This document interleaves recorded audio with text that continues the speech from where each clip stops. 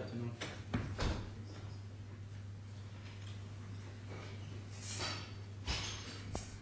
Good afternoon, all. We're here for a hearing for an application hearing the matter CFI 19/2013 before His Excellency Justice Omar and Muhairi. Claimants are represented by Alan Novari. Lead counsel is Yasin Francis. Assisting is Imran Duji. Defendant is represented by Al-Tamimi and Co. Lead counsel is Tom Martino Smith. Assisting is Zishan Bach. Thank you for coming today. Yes, Mr. Sahin. Yasin, sorry. Yeah, afternoon, Your Honour. Just wanted to check first before I get started. Have you had a chance to read the parties' skeleton arguments? Yes. Excellent. Okay. The application on behalf of the applicants consists of three parts. The first part is an application to enforce a judgment order by effecting the transfer of 340 shares in Roberto's Club LLC. That's a DIFC limited liability company from the defendant to Mr. Kadrie. The second part of the application concerns an application to enforce a judgment by effecting the transfer of 120 shares from the defendant to Mr. Turgle, who's the first Part 45.7 applicant under the rules of the DIFC courts, and the application to enforce a judgment by effecting the transfer of 140 shares from the defendant to Mr. Muhairi, who's the second Part 45.7 applicant. The third part of the application today is an application to discharge an order that was made by Deputy Chief Justice Sir John Chadwick on the 18th of December 2013. We've also included an application for indemnity costs, just in case Your Lordship, Your Honour is going to determine this after the hearing has taken place, just so you've got the parties' submissions on indemnity costs. I'd like to start the application, if I may, by just giving a short overview of where we are in this litigation. But just double check. Before me, two applications today. The applicant's application and the defendant application for stay procedure. Well, there is one application before you, that's the applicant's application. The defendant has issued an application, but there were no directions issued by the court as to whether or not that application will be heard at this hearing today. We say on behalf of the applicants that it should not be heard today. That's the first time I've heard that. Before you continue, Mr. Tom, but the before me is two applications and the correspondence between parties there. Both of them agree the application shall be heard today. And I'm prepared to hear both applications today.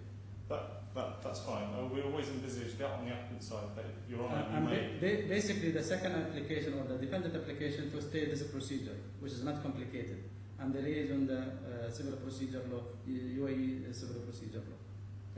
The issue there, and I'm perfectly happy to deal with that application as well as the applicant's application. Okay. The issue is evidence was then served. we'll finish your application first, give Mr. Tom to reply, then we'll start with the second application from Mr. Tom, then whatever, any observation, I'm happy to hear. Thank you. Yep. Okay, I'll start with just giving an overview of where we are in this litigation. This case has been very long running and hard fought on both sides. It commenced in July 2013. The trial was in May 2014. Judgment was issued in October 2014. The judgment order was issued in November 2014. Permission to appeal was denied to the defendant in February 2015. And an application to sustain enforcement of the judgment order was also dismissed by the DIFC courts in February 2015. It is by now abundantly clear that the claimants have won this litigation and the defendants have lost this litigation. It is also abundantly clear that the defendant will not comply voluntarily with the judgment and the judgment order of the DIFC courts. The defendant is in clear breach of the judgment order. The defendant also has a history of weak challenges to the judgment and the judgment order. If I can take you to tab 6 of the bundle, and actually I should say before I start going too far down through the bundle, we've got some additions to the back of the bundle which are not controversial, which there's been no objection to from the other side. Just turn those up.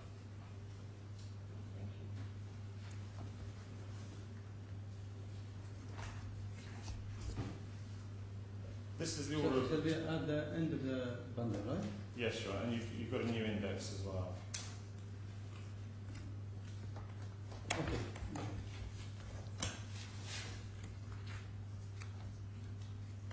Yeah, continue. I'm listening. At tab 6 you have the order of Justice David Steele Order. issued on 27th of April, which dismissed the defendant's application. Sorry, Tab 6? sorry, the order with reasons of Justice Steele, which was issued on 26th of February 2015, which dismissed the defendant's application for leave to appeal. If you look at page 2 of the reasons for that order, and paragraph 7, you'll see that the judge records that the leading argument made by the defendant in support of their application for permission to appeal contained wild and unjustified points that should not have been made.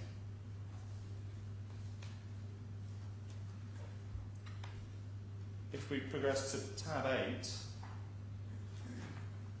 this is the reasons of the order of Justice David Steele dated 27th of April 2015, which gave reasons for Court of Appeal's rejection of the attempt by the defendant to reopen the final decision of the Court of Appeal. And if you look at page 2 of those reasons, and paragraphs 4 and 5, you'll see that this application was entirely misconceived. The application had no legitimate basis, and you'll see the application was based upon a presumption that the appeal may be reopened simply in order to re-argue matters on which its claims the decision was arguably wrong. And Justice Steele says the application will be dismissed on that basis alone. So the defendant has a history of seeking to reopen final decisions of the court, making applications which are entirely misconceived, and making arguments which are completely illegitimate. There's also been great expense incurred in this litigation on both sides. The defendant's costs, as disclosed to us, are at least $820,000 up to the end of trial. The claimants were awarded their costs, and there are pending detailed assessment proceedings where the claimants are claiming costs of just under $700,000. This application has incurred further costs of $33,000.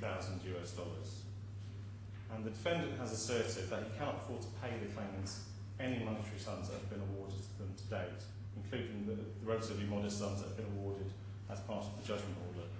So I would like the court to bear in mind that there's little prospect of the applicants being able to recover their costs, at least on voluntary payment from the defendant.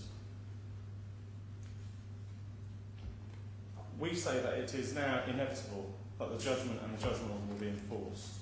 It's apparent now that the defendant has simply engaged in a strategy to delay enforcement and put the applicants to unnecessary costs. We say that's not legitimate, and that the DRC court should not permit this sort of behaviour. The claimants and the applicants seek the assistance of the DRC courts to enforce the judgment and the judgment order without any further delay or unnecessary cost or unnecessary complication. I'll now focus on the first part of the application, which is the application in respect of Mr. Kadrie's shares. As I said at the outset, the defendant is in clear breach of all of his obligations under the judgment order. No money has been paid, the shares have not been transferred. There is now no legitimate excuse for the defendant to resist the order to transfer the shares that are beneficially owned by Mr. Kadrie. If I can take you to tab 5. But why don't get the court judgment when become a final judgment and go to the registry of company and transfer the shares? Not will be easily? Your Honour, if we have the permission of the court and the authority of the court to do that without any further action, we'll be happy to proceed on that basis. We're simply taking a cautious approach because the defendant has a history of raising any objection that they possibly can.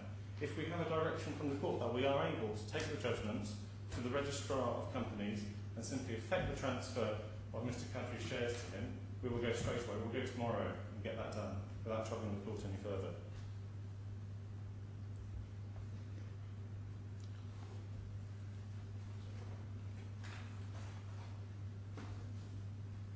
If I take you to tab 5,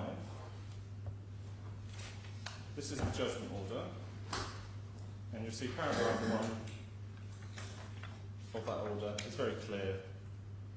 The defendant shall transfer to the second claimant 340 of the shares in Roberto's Club, LLC, now registered in his name, within 14 days of the date of this order.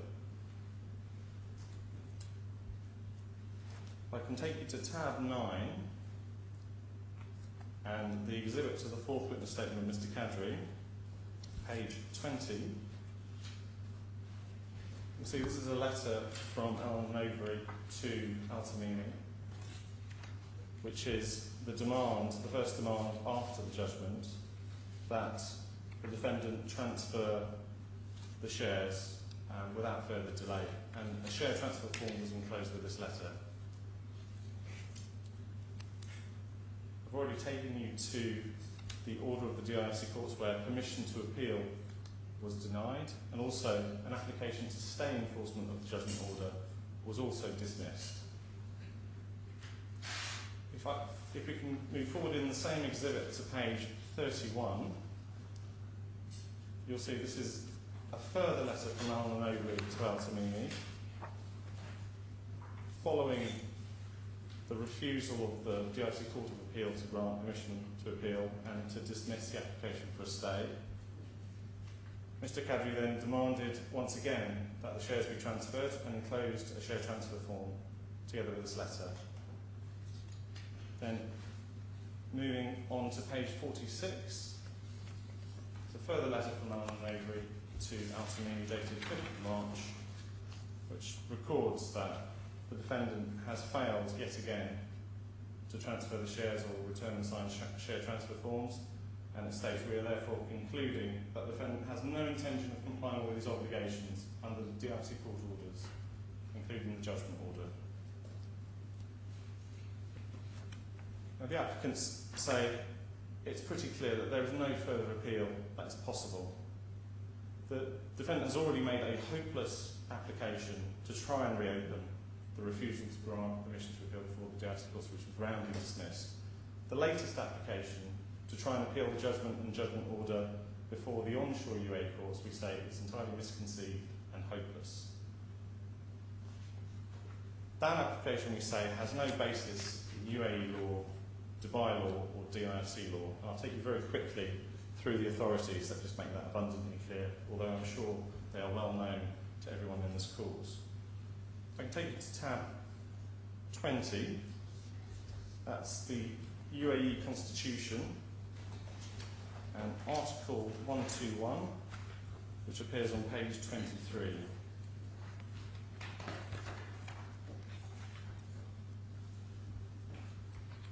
This was the amendment to the UAE Constitution which allowed the DIFC to be created as an offshore jurisdiction, and you'll see that the Union shall have exclusive legislative jurisdiction in respect to the following matters, which include right at the bottom of Article 121, organisation, method of establishing financial free zones, and essentially scope of excluding the same from the implementation of the federal legislative provisions. If I can take you to tab 35, which is Federal Law number 8 of 2004 regarding the financial free zones, and Article 3.2, you'll see that this, sorry? Yeah, go ahead. It confirms that the DIFC comes within as a free zone that is accepted from the federal civil and commercial laws. Then tab 23 is Dubai Law 12 of 2004, the Judicial Authority Law. And if we look at Article 5B1, this confirms that the Court of Appeal, the DIFC Court of Appeal, shall have exclusive jurisdiction to hear and determine appeals filed against judgments and decisions made by the Court of First Instance. And then 5B2, judgments rendered by the Court of Appeal shall be final and conclusive and shall not be subject to appeal by any means of appeal. Finally, I'll take you to tab 24, which is the DIFC court law, and Article 26, which is simply the corresponding DIFC law, which says 26(1). The Court of Appeal has jurisdiction pursuant to Article 5b of the Judicial Authority Law to hear and determine appeals filed against judgments and awards made by the DIFC Court of First Instance. And then 26, subparagraph 6, no appeal shall lie from a decision of the Court of Appeal under this article. So the applicants say it is abundantly clear that there is no further route of appeal against the judgment or the judgment order. There is simply no basis for the defendant's application to the Attorney General in Dubai or the onshore courts of the UAE. That should be well known to the defendant's legal representatives. It certainly is well known to the courts and every other practitioner in the DIFC. The result of this is there's simply no legitimate basis to resist the enforcement of the judgment order in respect of Mr. Kadrie's shares. Move on to the second part of the application, which is the application concerning Mr. Muhairi's and Mr. Turgle's shares. If I can start with tab 27 and part 45.7 of the rules of the DIFC courts. And we say this provision makes reasonably clear that Mr. Muhairi and Mr. Turgle have means to enforce the judgment despite them not being a party to the original proceedings. 45.7 says, if a judgment or order is given or made in favour or against a person who is not a party to proceedings, it may be enforced by or against that person by the same methods as if he were a party. Deputy Chief Justice Chadwick, we say, went out of his way in the judgment to make findings in favour of Mr. Muhairi and Mr. Turgle. If I can take you to the judgment at tab 4, on page 43, paragraph 93 of the judgment.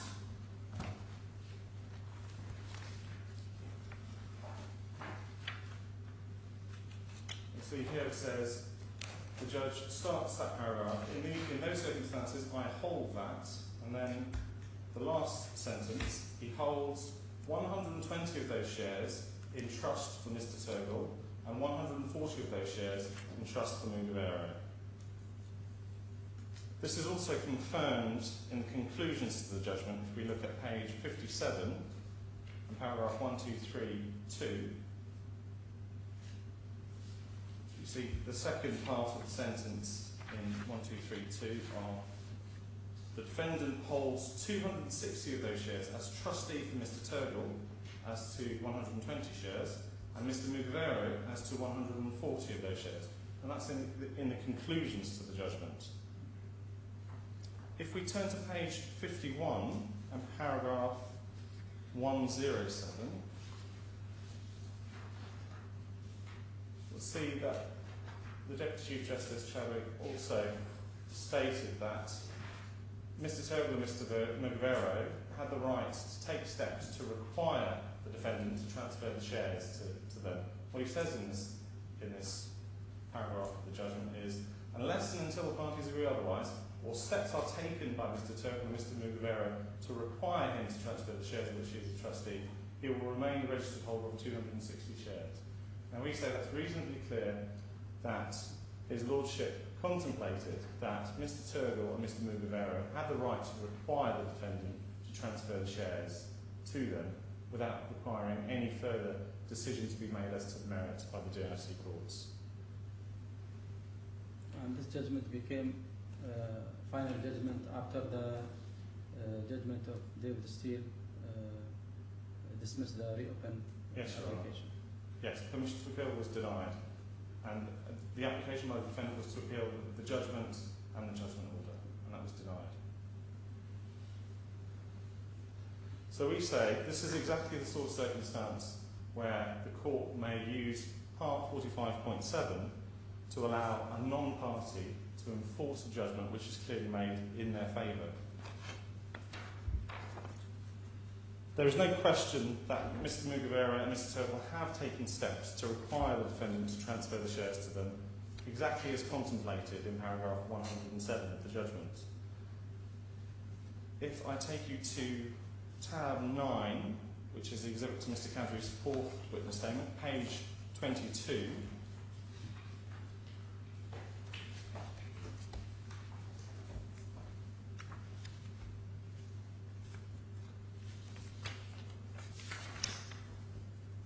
You see, this is a letter from Mr. Muhairi directly to the defendant, dated 30th of October 2014, the day after the judgment was issued, which formally terminated the trust under which the defendant held the shares that belonged to Mr. Muhairi, and formally requested that he take all necessary steps to transfer the 140 shares to Mr. Muhairi without delay. This letter also enclosed a share transfer form with a request that the defendant sign it and return it to Al-Muhairi. If we go to page 24, you'll see there's an identical letter from Mr. Turgle in respect of the 120 shares which are beneficially owned by Mr. Turgle pursuant to the judgment. We say it's also very important to note that the defendant has confirmed by evidence from his legal representatives, in this case, Emain, that the defendant holds the shares on bare trust for Mr. Muhairi and Mr. Turgle. We say, as a result of the judgment and that confirmation from the defendant's legal representative, there is simply no matter that is left to be determined by the DIFC courts. The defendant cannot overturn the DIFC court's conclusion that he holds the shares on trust for Mr. Muhairi and Mr. Turgle, and they cannot overturn their acceptance that the defendant holds them on bare trust. I'll just take you to Mr. Zishan Dar's first witness statement at tab 12, in paragraph 15.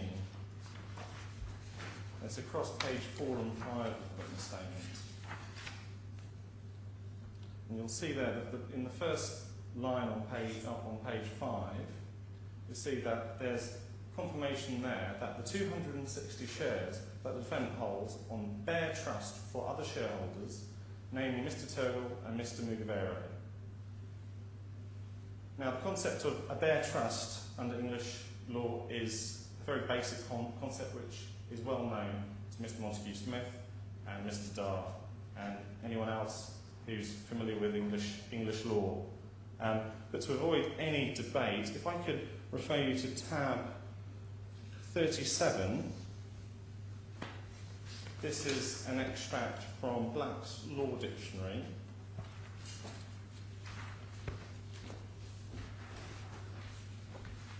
And if you look at the definition of bare trustee, which appears on page 2 of that, it's at the bottom right-hand corner.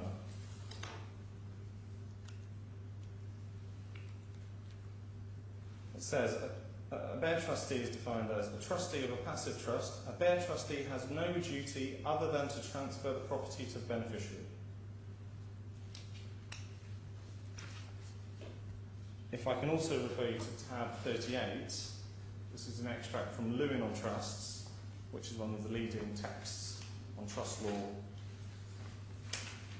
in the UK, and paragraph 1028, which concerns bare or simple trusts and special trusts. And you'll see this states, a distinction has traditionally been drawn between bare trusts, or simple or naked trusts, and special trusts.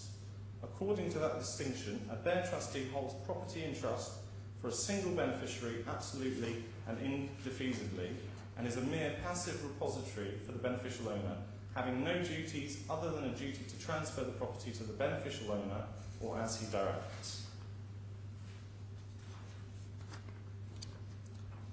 If I could take you back to Mr. Dar's witness statement at tab 12 and back to paragraph 15 of his witness statement.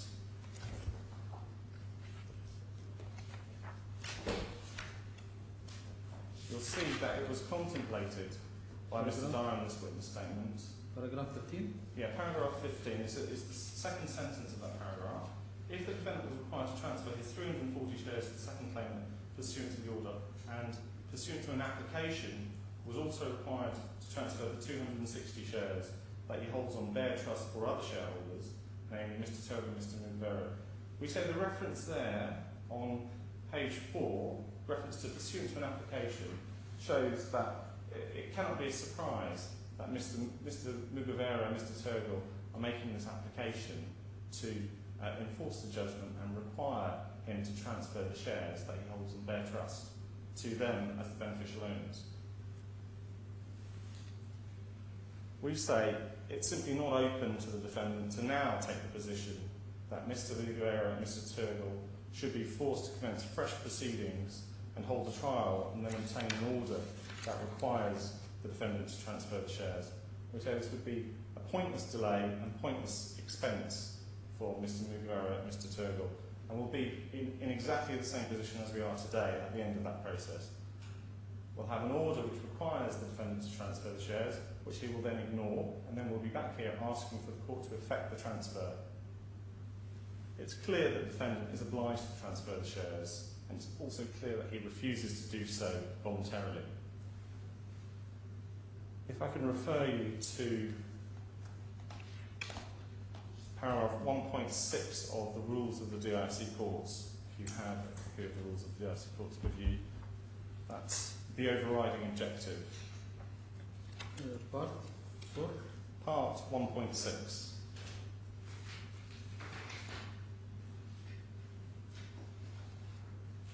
We say it's enforcing the judgment in the way that Mr. Muhairi and Mr. Turgo have applied for in this application is consistent with the overriding objective, which requires that the courts deal with the case justly and deal with the case so far as practicable. 1.62, saving expense. Subparagraph 3, dealing with the case in ways which are proportionate. C, to the complexity of the issues. We say these issues are not complex at all. Subparagraph 4, ensuring that it's dealt with expeditiously and fairly. And subparagraph 5, allocating to it an appropriate share of the court's resources and taking account of the need to allot the resources of the court to other cases. Rule 1.7 says that the courts should give effect to the overriding objective when exercising any power it has under the rules, or when it interprets any rule or practice direction. Also, part 1.9 of the rules of the DIC courts, the courts must further the overriding objective by actively managing cases, including subparagraph 3, deciding promptly which issues need full investigation and trial, and accordingly disposing summarily of others. We say this application by Mr. Muhairi and Mr. Turgo is a matter which can be disposed of summarily on this application. The conduct of the defendant today shows that the defendant will never voluntarily transfer the shares, and we say the defendant should not be permitted to delay the inevitable and put everyone to unnecessary inconvenience and cost. Further, the application for the transfer of Mr. Muhairi's and Mr. Turgo's shares is supported by Mr. Kadrie and the company. Both Mr. Kadrie and the company have an interest in ensuring that the defendant is removed as a shareholder of the company without any further delay. Mr. Kadrie and the company have a joint interest with Mr. Muhairi and Mr. Turgo of ensuring that the business of the company can continue without any interference from the defendant. And we note that the defendant has previously sought to use the fact that he holds shares in the company to frustrate the day-to-day business of the company. If I can take you back to tab 9.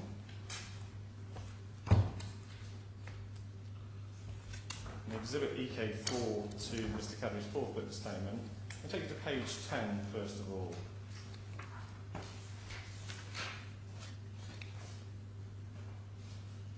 See, this is an email from Mr. Dar of Emain, who was appointed as the proxy of the defendant to attend a board meeting and annual general meeting of the shareholders of the company. And this email was sent at exactly the time scheduled for that meeting. And you'll see in the second paragraph in that email. Please note, pursuant to the article, well, the first paragraph, he confirms that Mr. Rella, the defendant, nor Mr. Dar, as Mr. Rella's proxy, are going to attend the board meeting or the shareholders meeting. You see the second paragraph.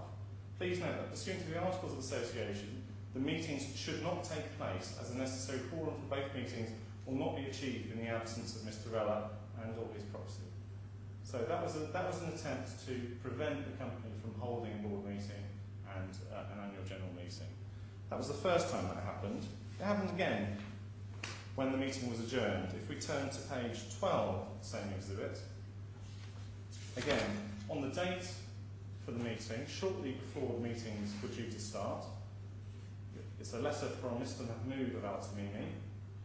We write to confirm that our client will not be attending the board meeting and annual general meeting scheduled for today. We note that in this regard, any meeting that takes place today will not be quorate. So that's a clear attempt to, again, frustrate the business of the company, to stop them from holding board meetings and annual general meetings without any explanation. We say the court should endeavour to prevent the defendant from generating any further unnecessary litigation or inconvenience to the applicants. I'll just address you briefly on the powers that the court has in terms of enforcement of the judgment and the judgment order. Now, it's certainly not unusual for a party who's faced with a judgment order that requires him to transfer assets and execute documents to transfer those assets to simply ignore the order. The DIFC court has a number of ways in which it can prevent its judgments and orders from being frustrated by a disobedient party in these circumstances. We say that a vesting order is the most effective way for the court to exercise its powers to transfer the shares to the applicants in this case. And we say that the starting point, we would suggest, is the DIFC trust law. And if we go to tab 25, and then section 21 of the DIFC trust law,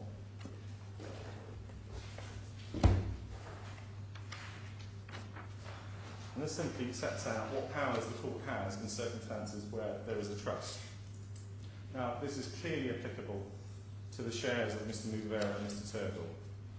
You can see 21, subparagraph 2a, the court may, if it thinks fit, make an order concerning, and then subparagraph Roman numeral 3, the vesting of trust property. In this case, there is a trust. The beneficiaries of that trust have demanded the transfer of the shares, and the court has the power to make a vesting order in respect of those shares. We say that the court may also treat Mr. Kadrie as being the beneficial owner of 340 shares that the defendant is refusing to transfer to him, and the court could then treat the defendant as a bare trustee of those shares who is in breach of trust, and similarly make a vesting order on the same basis under this section of the DIC trust law. However, if there is some obstacle or some reluctance because there's not been a clear declaration by the court or a clear finding of the court that there is a trust in respect of Mr. Kadrie's shares, we say the DIFC court can apply their general powers under the DIFC law of damages and remedies. And if I can take you to tab 36. Article 42 of the DIFC law of damages and remedies. 42.1 states that powers of the court, without prejudice to any other remedy available to the court under any other law, a judgment or order may be enforced by the following means. And then C, execution against assets. And then subparagraph 3 at the bottom of that section 42. The court may use the powers in Article 42 above in such combination as it sees fit in the interest of justice. So we say that the court has broad power to execute against assets which include the shares of a DIFC limited liability company and can make a vesting order pursuant to Article 42 if the court is nervous about granting a vesting order in respect of Mr. Kadrie's shares under the trust law directly. A further alternative for all the transfers of shares to all of the applicants is for the DIFC court to appoint someone to sign documents in place of a disobedient party. I can take you to tab 28 and rule 48.21.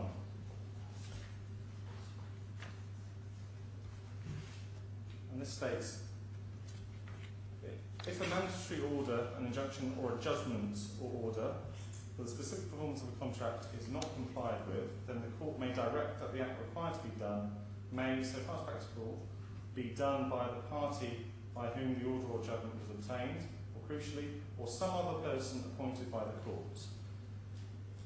So we say this grants the DIC courts a clear power to appoint a third party in place of the defendant to sign the share transfer forms in respect of all the transfers of shares that are relevant to this application. There is a mandatory order. The judgment order requires the defendant to transfer the shares to Mr. Kadrie. It's at least applicable to Mr. Kadrie's shares. We say there's a judgment in favour of Mr. Muhairi and Mr. Turgle, and it's also appropriate for the court to exercise its powers under this part in respect to their shares as well. So we say there are at least three alternatives that the court can use in order to effect the transfer of these shares without any further involvement or obstruction from the defendant. Your Honour has also mentioned another alternative, which of course we'd be happy to proceed with. If the court is happy to give directions or issue an order that the judgment may be presented to the registrar of companies as evidence that the shares can be transferred without any further involvement from the defendant, the applicants would be more than happy with that solution. I'll address you very briefly on the third part of the application, which concerns Deputy Chief Justice Chadwick's 2013 order, which appears at tab 3.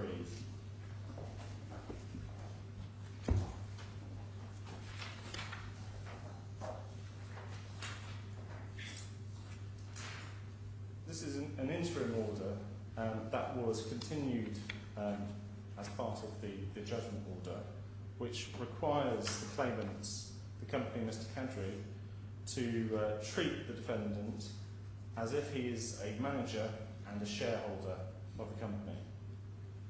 We say now there is simply no legitimate basis for the defendant to continue to be treated as a manager or a shareholder. He has no right to hold any shares in the company, and it is clear that the defendant is no longer a manager of the company and has no legitimate right to be treated as such. If I can take you to tab 9 and page 28 of the exhibit EK4. These are the minutes of a board meeting that were held on 16 November 2014. Tab 9, page? Page 28 of the exhibit. So if you look towards the back, page 28.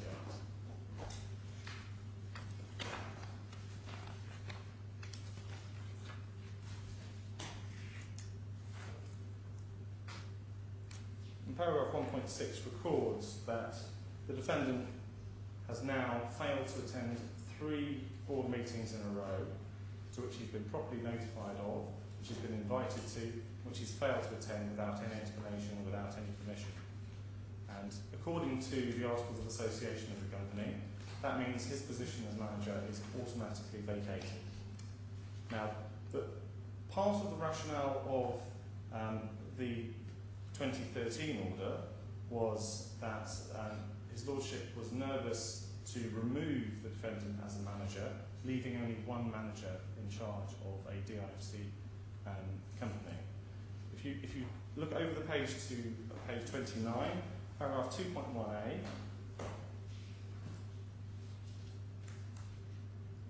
you see this is the formal removal of the defendant as a manager and director of the company. And it was passed by the 2 managers who had by then been appointed. Mr. Kadrie was always the manager. Mr. Mostert had, since the judgment, been appointed as a manager. So by this stage, the company has 2 managers. So the rationale for the 2013 order no longer applies. So with 2 managers, it's absolutely fine for this company to get rid of the defendant as a manager. So we say there's simply no basis for this order to continue any longer. So in conclusion, we say it's absolutely clear there is a breach of the judgment order, there's a breach of trust, and there's no legitimate or credible basis for the defendant to resist the applications. defendant simply delaying the inevitable and seeking to cause maximum cost and inconvenience to Mr. Kadrie, Mr. Muhairi and Mr. Total, which we say is not legitimate. We invite the court to be robust in enforcing the DMFC court judgment and the DMFC court judgment order. Some outline submissions on indemnity costs appears at paragraph 9.3 of the applicant's skeleton argument. I won't take you through the detail of those submissions, but I would just like to emphasise that this application was unnecessary. The defendant has no legitimate basis to resist the application. He should have complied with all previous requests. He's been forewarned that there would be an application for indemnity costs if this application proved to be necessary. We also ask that the court, if we're successful in this application, assess the costs by immediate assessment so that we avoid the need for any further detailed assessment proceedings in respect of these costs, in line for your note with part 38.30 of the rules of the DIFC courts.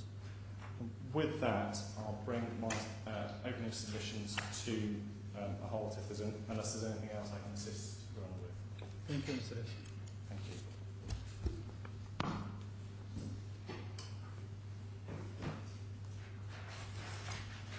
Yes.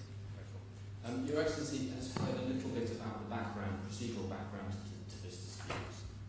But just to give your Excellency a little bit more of a flavour of what the actual underlying issues are, I might just explain very quickly a little bit about the background to the claim, because it is relevant, particularly when one comes on to my stay application.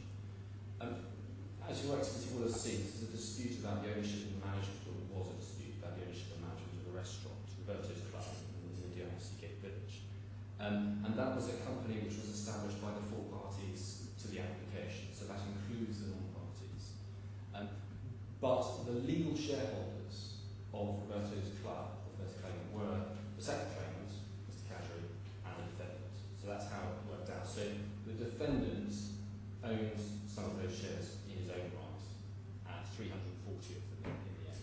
And in the course of the judgment, the Deputy Chief Justice found that he held some of the other shares on trust for the other two gentlemen who are applicants today. But the rest of them were owned for his own account. That is, the 340 were owned for his own account. And that made up about 30% of the company. The rest, about 70%, was owned directly by Mr. Kadrie, the second claimant. And the defendant was also an employee, he was the managing partner of the company, and he was dismissed. And it was the circumstances of his dismissal which gave rise to the dispute and the effect of his dismissal as well, because in these proceedings, the Deputy Chief Justice found his termination was justified, and that as a result of a provision in the shareholders' agreement, following his termination, he forfeited his rights to the shares that he held on his own account, the 340 shares that he owned. And as I said, that was by operation of a contractual clause in the shareholders' agreement. And the court made the order which your Excellency has been taken to. I'll take your Excellency back to it very shortly. But the only parties to the proceedings were Mr. Rella, as my client, Mr. Kadrie, the second defendant, and of course the company itself. So the only relief which was granted was relief granted to those parties. And so there were witnesses, and there were issues in the claim which were relevant and identified rights relating to those parties. But the judgment was an in personam judgment between the claimants and the defendant. I'll come back to the effect of that. Your Excellency has heard that the defendant sought permission to appeal. That was refused, and there was an application to reopen it, which was also refused. But in the background now, the defendant has now made an application to the Attorney General asking to appeal against the decision to the Cassation Court, to the Federal Courts. I'll come back to the way in which that... Yes. Cassation Court or Federal Court, which is two courts is different than each other. My understanding is it's the Cassation Court. Which is what I mean Dubai Cassation Court. So what I mean is that when I say the federal courts, I'm just distinguishing between the Dubai court system on the one hand and the court system established in Abu Dhabi, to which various of the Emirates are also signed up. So So as I'm saying, it's not the Union Supreme Court, is that right? Oh, it is. I'm so sorry, I told you. Yes, the Court of Cassation in Abu Dhabi. In Abu Dhabi or in Dubai? In Abu Dhabi. In Abu Dhabi. Which is the application and the correspondence and the attachment, which is before me, is before Dubai court, not in Abu Dhabi court. No, the correspondence relates to an application to the Attorney General of Dubai Yes. to make an appeal to the Cassation Court in Abu Dhabi. Actually, the system here in Dubai works. He's supposed to file an application for second bite within 1 year before the Cassation Court of Dubai, not Cassation Court of Abu Dhabi. Well, perhaps I can come on to that because the provisions are in the Civil Procedure Code as to how exactly that works, and also in... First of all, you have to establish. Can we apply the civil procedure rules here or not? Well, yes, but this issue arises in the context of my application for a stay of execution. And so when one looks at that, the extent to which one examines the merits of what is going on is quite limited. But I'll come on to that. But the proposition that my learned friend says, and he makes the accusation that everyone ought to know that one can't appeal against the Dubai DIFC Court of Appeal judgment, that is simply wrong. There's an assertion of the law of the DIFC that is quite simply wrong. And to make that assertion, I'm quite surprised it can be made. There are two cases in which the availability of a right to challenge decisions of this court to the federal court system has been acknowledged, both of them in front of His Excellency Judge Omar. One was the Allianz case and one was the X and Y case. There are circumstances in which rights to appeal do lie, rights to challenge do lie to the federal court system. And the question is the extent to which those rights can be excluded by the legislation, the domestic legislation which establishes this court. And so the limits of that are still under investigation.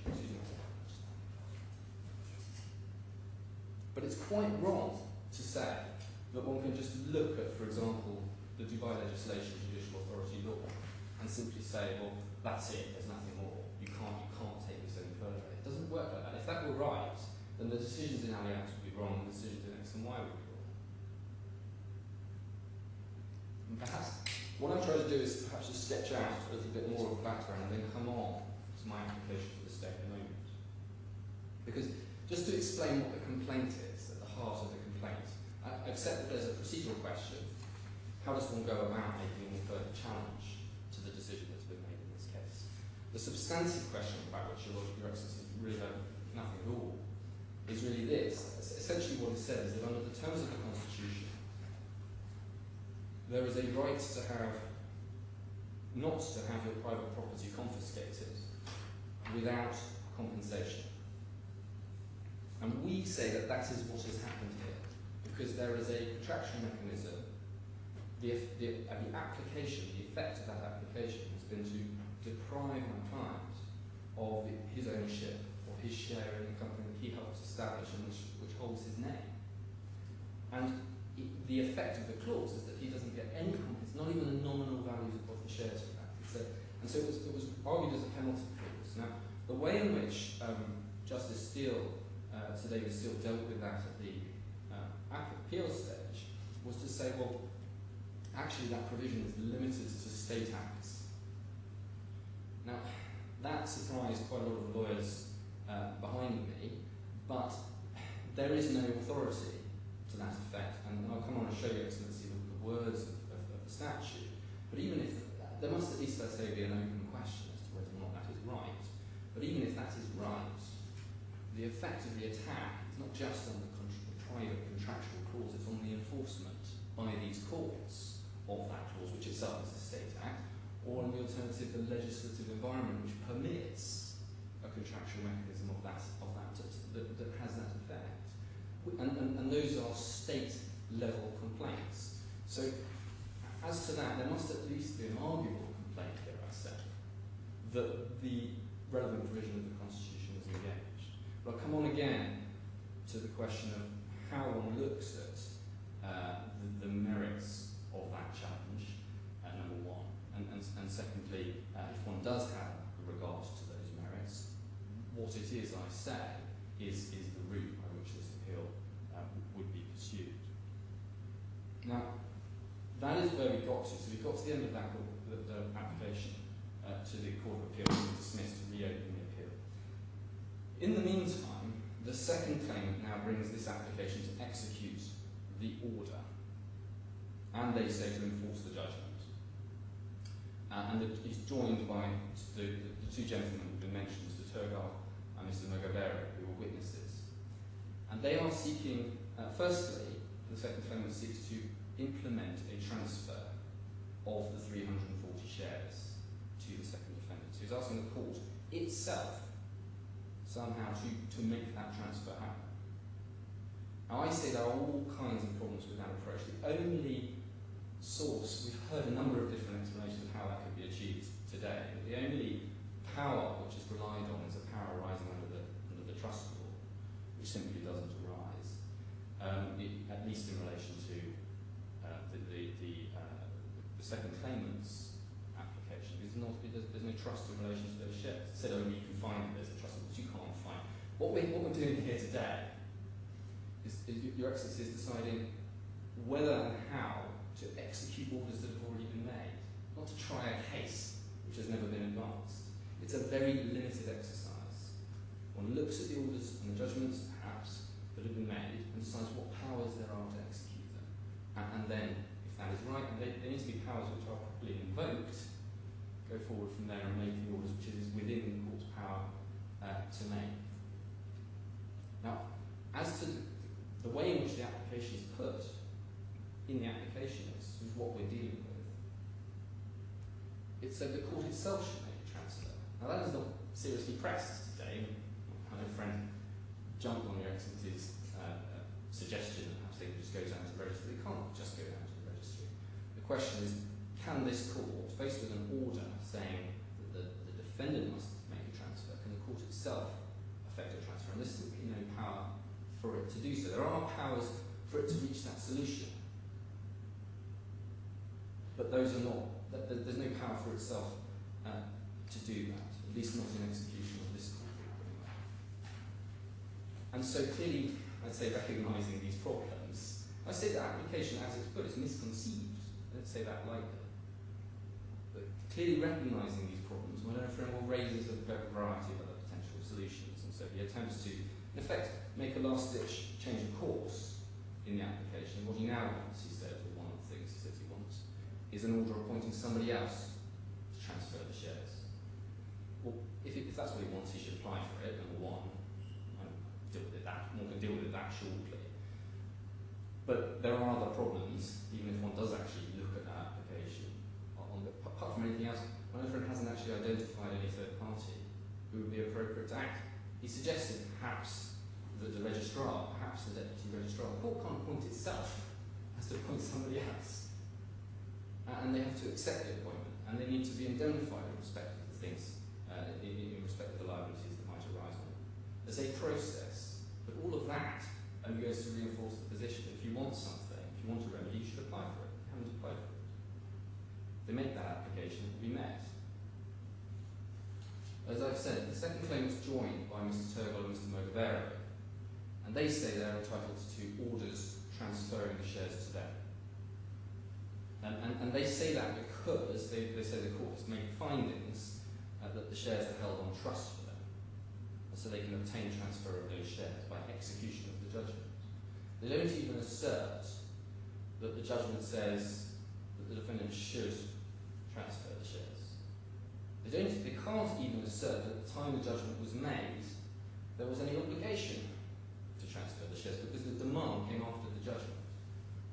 So there are lots and lots of problems with the way in which the application is being put. I'll take Your Excellency through them in a moment. But effectively what they're trying to do is avoid the need to make a claim at all. They want to go from assertion to execution without actually starting a claim.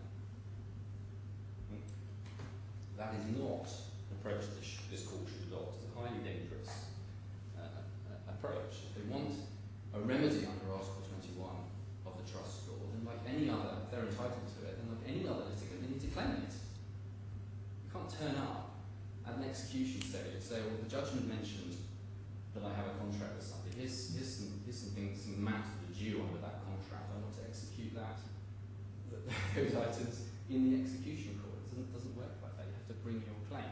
Now, there are processes. If my learned friend's right and the claim is so obvious, there are processes to speed that.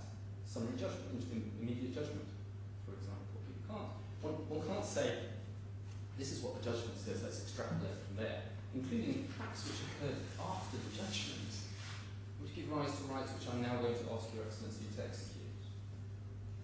That's not the exercise that we're involved in here. We're looking at orders. What does the order do? How can the court help the claimant to enforce those orders? And some of the things that my learned friend says on paper and orally in relation to that part of the application are simply wrong in law. They are statements of law which are just wholly misleading. So to say, for example, that the judgment has res judicata effect in favour of Mr. Togo and Mr. Mogabera just tramples over centuries of case law on res judicata. Just like civil law systems, the parties have to be the same. They can be the same all the proxies. Issues of proxies don't arise here. You can't be a witness in a claim and then say you can't even rely on it in future proceedings. And I'll take Your Excellency through that very briefly in a minute. But Your Excellency, in my skeleton I identified 3 issues for Your Excellency today. It seemed to me that the appropriate order would be to deal with the stay application first, and then to deal with the issues that arise in relation to my friend's application, and then after that to deal with, that is, the execution application, and then after that to deal with issues related to the 18th of December order. It seemed to me to be appropriate to do it in that way, because my application arises whether I'm right or wrong about my learned friend's application. But if I'm right, then maybe that Your Excellency doesn't need to go on and actually consider the detail of the execution applications themselves. So if Your Excellency is content for me to do so, I was going to start with my stay application. It's okay. Great. Now, I don't understand that it's seriously disputed that there is a general power, to stay proceedings, and it's not limited to the situation where there is an application for an appeal within this court system. It's a general power in its broad terms. I'll show that to Your Excellency. It's at tab 24. The civil procedure law? No, it's the power of this court to stay its own proceedings and stay execution of its own orders. So it appears in the court law. You have the whole of the court law, unfortunately, but it's at page 14.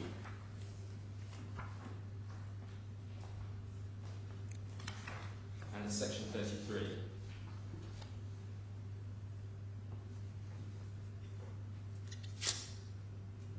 The DIC court may, if it considers it appropriate, suspend the operation of a judgment or other order, or make any other order, or stay any decision order or proceeding. So it's a very broad power, and it arises and it should be exercised if the court considers that it's appropriate. And the way in which the English courts deal with that sort of power is well settled, and it has been adopted in these courts. And I would suggest that the most succinct summary of that was made by Justice David Steele in the Talib case. It's really one paragraph, but it helps a lot just to show Your Excellency what it is, the task that we're engaged in today. It's behind tab 31. And the second page is paragraph 5.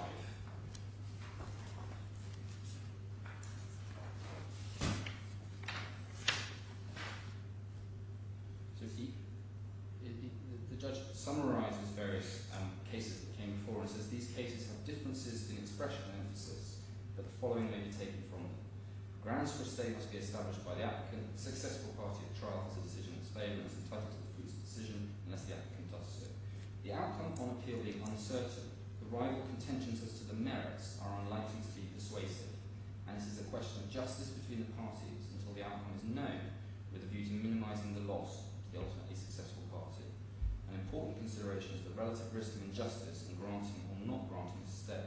It depends on the particular So what the court has to do is to perform a balancing act, and it has to weigh up the consequences of, on the one hand, ordering a stay, which ends up with a failed appeal, but on the other hand, not ordering a stay, which ends up with a successful appeal.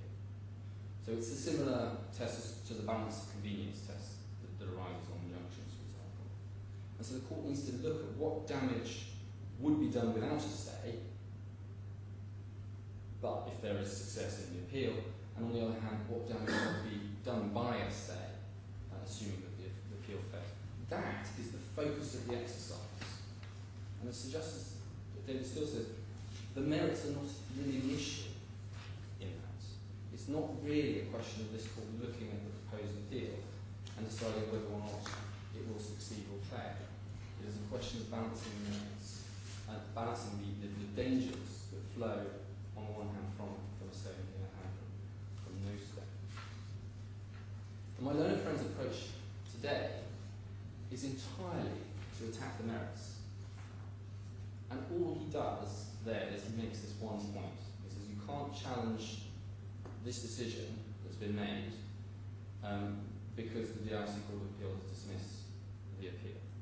He says that's clear from all the legislation. I won't take your excellency back to that legislation.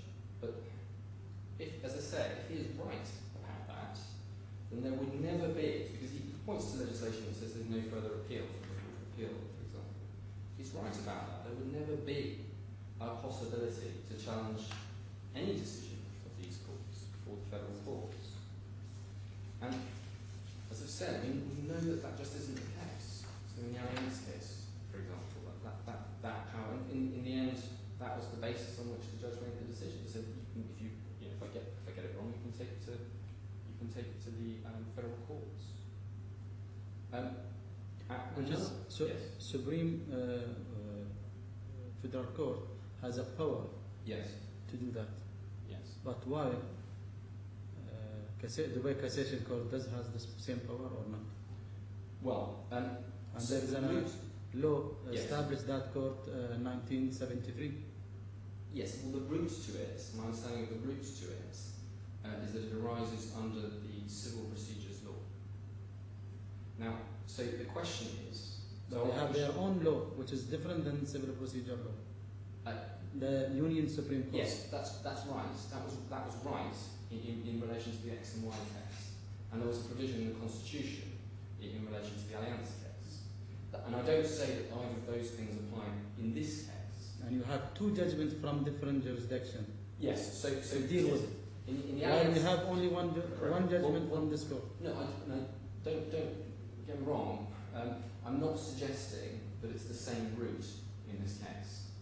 I'm not suggesting it's the same route. The point I'm making is that what those cases demonstrate is that it is just simply wrong to say that there is never any appeal from these courts. There is never any challenge which can go to the federal courts from these courts. That assertion, made forcefully by my friends, is wrong. Now, the way in which that route of challenge arose in the Allianz case was, as your Excellency says, that in that case it was the Constitution. In the X and Y case, it was the Union Supreme Court law itself. I don't say that either of those two apply in this case. What I say in this case is that the route is through a particular provision of the Civil Procedures Laws. Now, there is no basis to make any distinction between, say perhaps in relation to the Constitution itself. So whether one might say, all right, the Constitution stands apart. The Union Supreme Court is just another piece of federal legislation, the Union Supreme Court law, as is the Civil Procedures Law. And so the question must be, well look, to what extent do the laws disapplying civil and commercial laws bite in respect of those sorts of complaints? That's where the issue arises, it seems to me. And so the question is, well, under the federal system, the Dubai courts sit outside the courts established in Abu Dhabi. And so the ruler has powers to run those courts and devise a system for those courts as the ruler sees fit, save for certain powers to refer issues and matters to the federal courts.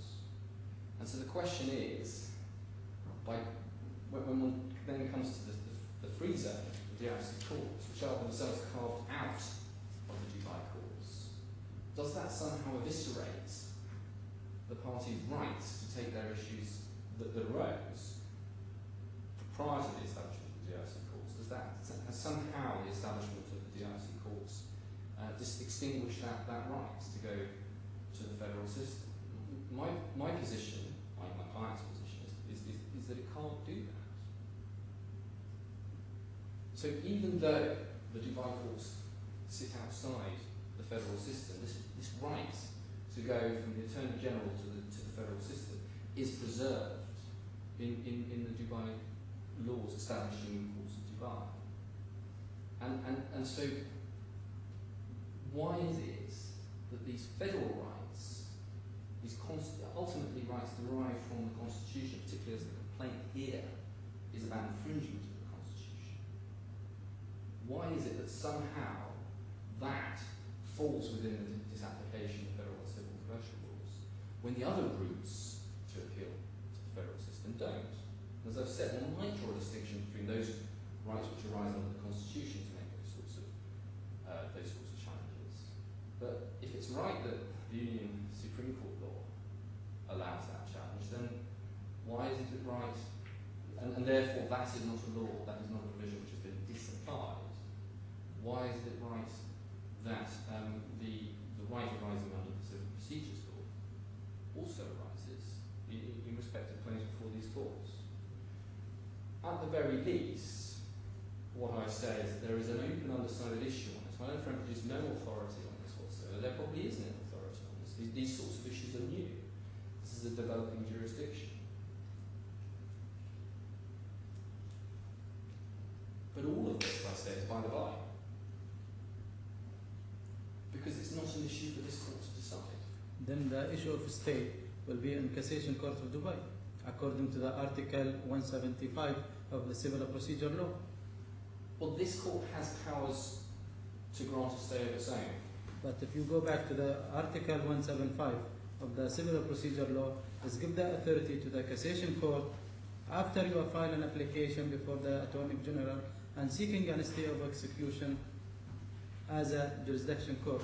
That may be right, but that's the same position if I appeal a judgment in these courts. Both the court below and the court above has power to stay execution.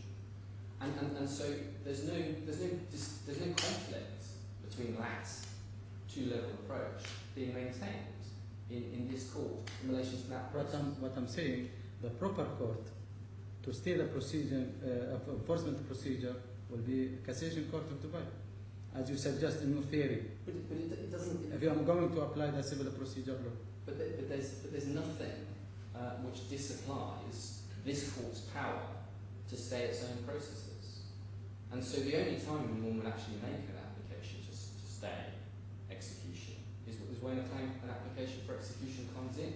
And so the logical consequence, unless there's something expressed which says, and any rights of stay are simply removed, then which there isn't in the Civil Procedures Law, then there is simply two levels at which one can seek that stay. And my application is to Your Excellency. There's nothing which removes this court's power under the court law which will show Your Excellency to stay its own orders. This court clearly does have power. It does have that power. That power, the way in which that power should be exercised has been explained in judgments. And none of those judgments say that the court below should refuse a stay simply because there's another court which a stay is available. None of the legislation says that the granting of a power to obtain a stay at the federal level somehow removes the power of this court to stay its own orders. So I have seen nothing. Your Excellency, perhaps, I'm sure, will be far more familiar with these sorts of provisions than I.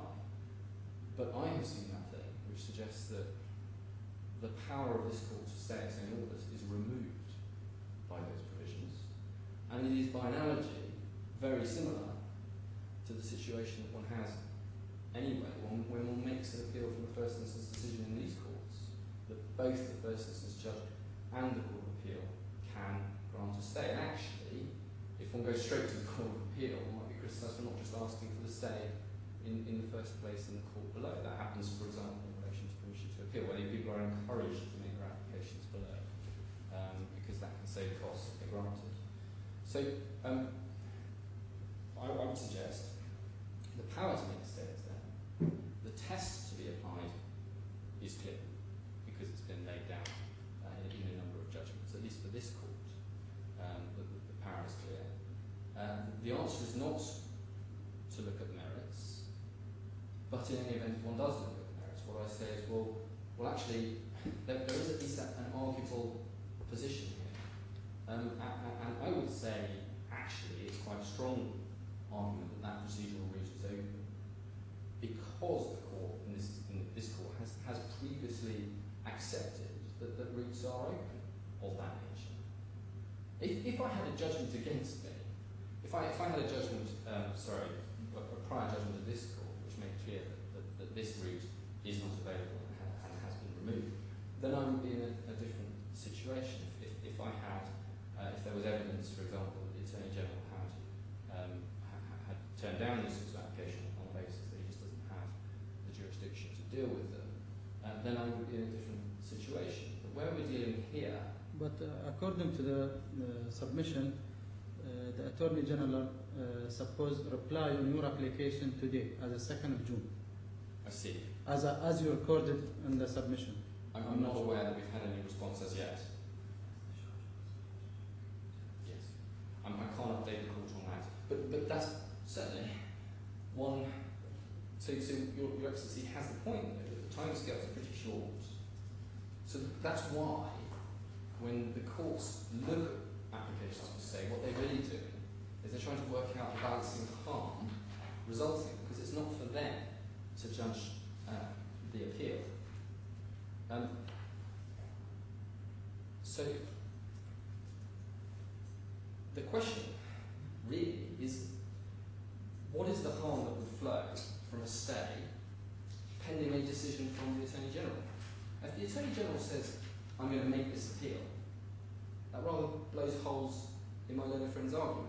If that decision comes swiftly, then then we go off and have that appeal, and then we are back into the balance of convenience. If he decides against me that there just is no jurisdiction, then we have a short delay until that happens, and one has to look at what the harm will be in the interim as a result of just holding the ring, waiting to see what the answer actually is, which is what. Could we take 6 months? Well, if your Excellency has. And the party will not update it about that, what's going on the cassation court, because they deal it not in the public hearing, will be dealt in the chamber. Well, if your Excellency has concerns about timing, then there are things that can be done in relation to the order to ensure that the parties come back to court, for example, or that the stay has a limited lifespan, for example, or requiring us to make an application even to the Attorney General or to the cassation court, but staying in the interim. So there are fallback positions, but the reality is that there is no suggestion of any prejudice arising as a result of delay in execution of what is sought today. There's nothing in there. There's no evidence. There isn't even an assertion that the company or anybody else is suffering any harm as a result of this, because the company is managing. My friend took your Excellency to various correspondence in which attempts were made to block various things happening in the company, and the company is being managed. The company carries on. There's no suggestion that there's some great reshaping of the company that's about to occur that will be stopped by a stay. All I'm asking your Excellency to do is to hold the ring, effectively, just to wait and see. If the company is transferred, if the shares go across, that is it. Because what comes back isn't going to be the same as what goes across. So if further down the line. It will be same process again. No way, because. As you will get a second bite on the cassation court. This is what you want to do, right? Cassation court. I understand we go direct to cassation. Yeah. Yeah. And could be the case will be second bite as an appeal of this court and get a success there in cassation court. What's the harm then if you success in the cassation court? If it's set aside in the cassation, what is the harm? The harm is this. We're dealing with a private company that's managed by 4 individuals. So if my client's shares are transferred across, he loses completely any way, any means of controlling the management of that company. That company, the business, could be pre-packed and moved on to another company. And then at the end you unwind it, he gets the shares back. They're worthless. That's the point, and that is why the management position was held, the ring was held in relation to the management position before the court, before the trial. And there was that order back in December 2013 holding the position and saying that the defendant had to be involved in the management. And then that was continued even after the judgment to hold the position until after the appeal. And what I'm asking your excellencies to do is continue effectively the position as it was before, to hold the ring, to hold the position, because there's no harm, if one looks at it as a balance of convenience, there's no harm in holding the ring, or none asserted, none evidenced. On the other hand, and this has been asserted and has been evidenced, we're dealing with a private company. So that there are innumerable ways in which one can devalue shares. You can issue more shares. You can prepay the shareholders' dividends by taking out company loans to another director, for example, and which then take 10 years to wind out. I mean, you just lose the control. At the moment, as the shareholder of the companies, in principle, my client has some powers to prevent that sort of thing happening.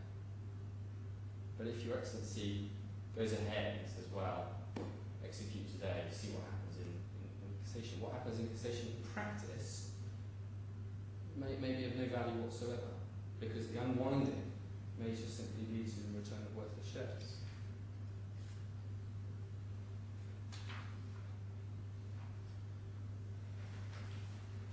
And as I say, if it is all terribly obvious, if it is all just as clear as day, then one would hope that this will be dealt with swiftly. There's no evidence to suggest how long that will take. But if there is something in it, if there is a possibility that this will go on to the cassation stage, then that is precisely the kind of situation where the court doesn't itself take it on the job from looking at the merits. And that's what Justice sort of said, you don't really look at the merits, because that is an issue for someone else. And so our job is to decide or the Excellency's job is to decide what harm comes from the competing courses in the interim while those decisions are being taken.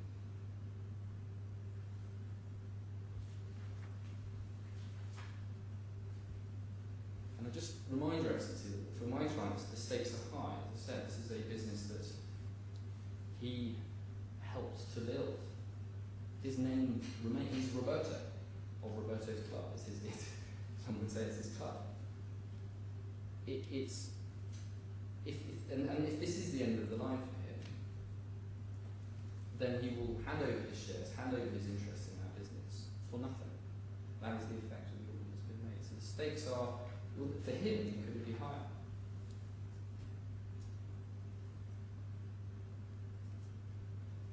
And so, for those reasons, that is really why I ask for a stay today, and the exact terms of that can be worked out. But ultimately, my primary position is that it would be a stay pending decision of the Attorney General, and if his decision was to appeal, then pending that appeal. Because if we get to that point, if the court, if the Attorney General goes on and makes that appeal, then it's really very difficult to say that there's anything in it at that stage. It's really very difficult to say that that is not an avenue that is at least arguably open. I will, if I'm right about that, Your Excellency, if Your Excellency is minded to grant a stay, then we can really park the rest of the issues. You don't have to look into it. You don't have to go on and look at really the merits of the application that's being made. address that now, if that assists. And it's worth looking at this in two parts. My own friend in his skeleton and sufficiency aligns the two parts together. But one has to actually break it up into, firstly, the application that's made by the second claimant, who's a party to these proceedings, and then the application that's made by the third parties, Mr. Turgon and Mr. Muhairi, and just see how those can be developed. And as I've said, it is important to recognise in that process what it is that the court is doing. Normally, one talks about enforcing orders. It's right, there's a rule that talks about enforcing judgments, but actually if one thinks about what that means, it doesn't make much sense. One enforces orders. One doesn't enforce declarations. One enforces orders. And one can only enforce orders that are made already. You're not investigating the merits of the dispute, however obvious my own friend thinks it is. We're here to look at the orders and then consider what the court's powers are and whether those should be executed.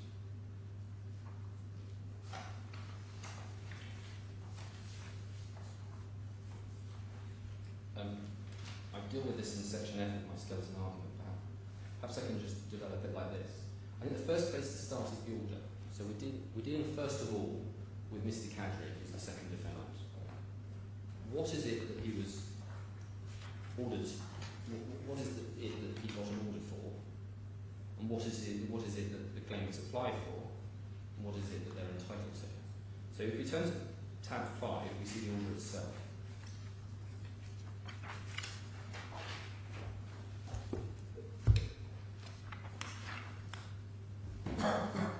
Paragraph 1 is the relevant bit for these purposes. The defendant shall transfer to the second claimant 340 of the shares of Roberto's club. So it's an order requiring the defendant to do something, to transfer those shares. And it's right that the defendant has not complied with that. I don't dispute that. His reason, for your Excellency's benefit, his reason for not complying with that is because he's seeking to challenge the order in the way that I have explained. So there is that. One might say it's the last chance, but there is that avenue that is open, and there is that application for a stay being made. So, how can the court enforce an order like that? Well, firstly, we have to look at what is actually sought in the application. We find that in tab 1, in the bundle in tab 1.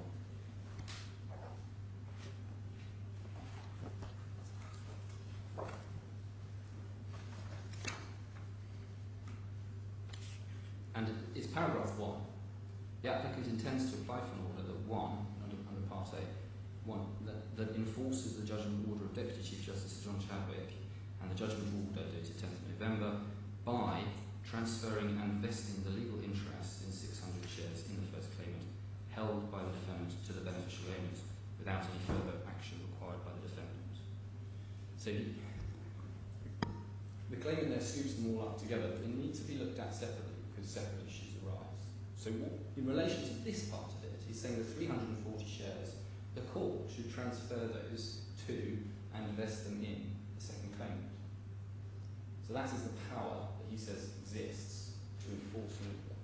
And the only power that has been relied on to have that remedy is the power under section 21 of the DIFC Trusts Law. And frankly, Your Excellency, there are so many problems with that attempt that it's hard to know where to begin. The part of the problem, if we go to the trust law itself, that's tab 25.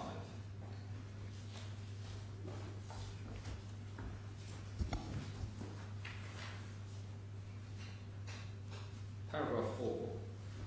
It's Article 4 on what's the first main page, third page of bundle.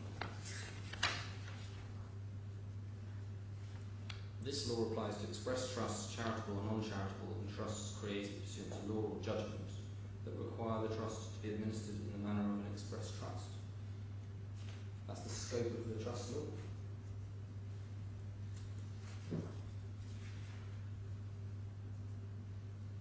But these are Mr. Rella's shares. These are the defendant's shares. He's being ordered to transfer them to somebody else. But nobody suggested. There's nothing in the judgment that says that he holds them on trust. In fact, he doesn't hold them on trust. What says that he holds them for his own account. That's what the judgment says. It says he holds those 340 shares on his own account.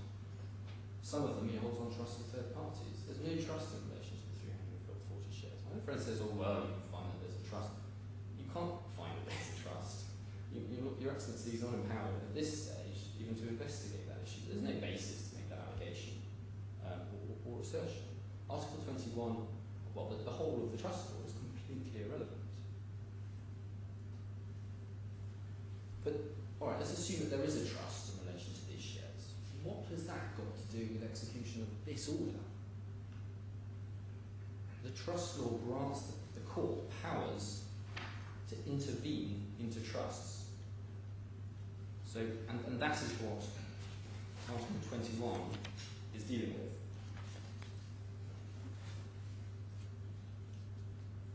It deals with the trustee's right to come to court and ask for directions as to how to administer the trust, and then deals at subsection 2 with the powers the court has in that regard.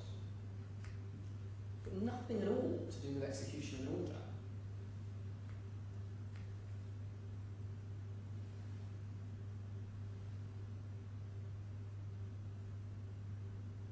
My learned friend relies on the overriding objective, though we have to deal with these things justly, and that means saving costs. It doesn't mean you can skip to the end of a proceeding that hasn't actually begun, which would be a claim under Article 21 of the Trust Law.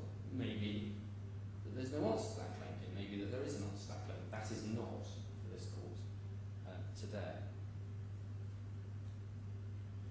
What the court can do to enforce an order is set out in the rules of the court. That is it. And that is clear from the court law. We go to tab 24.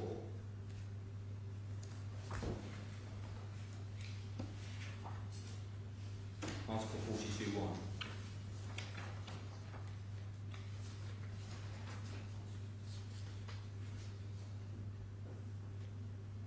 Judgments, orders and awards issued or ratified by the DIFC court may be enforced within the DIFC in the manner prescribed in the court rules. Judgments, orders and awards issued or ratified by the DIFC court may be enforced outside the DIFC in accordance with the judicial authority law. My own friend relies on the law of damages and remedies, so let's look at that as well. That's tab 36.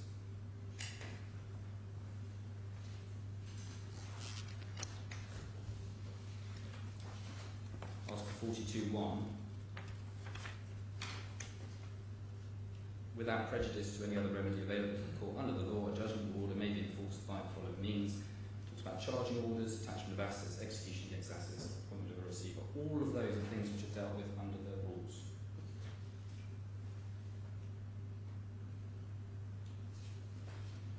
So there's nothing in the trust law which says that Article 21 of the trust law can be used to enforce a court order. Nothing at all. And there's nothing in the rules which says that the court itself can make an order transferring shares. It simply can't do that, it doesn't have that power in execution of an order. The rule, the powers that the court does have are set out at 48.8, or at least most of them are, 48.8 of the DIFC court rules.